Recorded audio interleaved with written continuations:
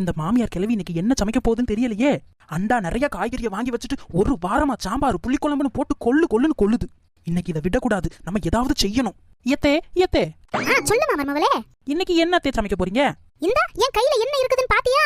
கத்தரிக்காய் புளிக்குழம்பு, பாவக்காய் ஃப்ரை. என்னது பாவக்காவா?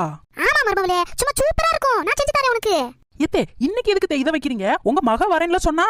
என்னது என் மக வரேன்னு சொன்னாலா? அப்ப நான் ஏதாவது ஸ்பெஷலா செய்யணுமே. அப்ப நான் இன்னைக்கு சிக்கன் பிரியாணி செஞ்சிருவோம். சரிங்க தே, செய்யுங்க.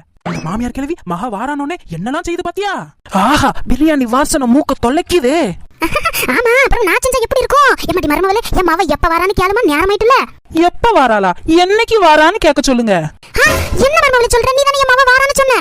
ஆமா, உங்க மாவ வாரான்னு தானே சொன்னேன். எப்ப வாரான்னு சொன்னேனா? அவ அடுத்த வாரம் தான் பிரியாணியை கொண்டாங்க.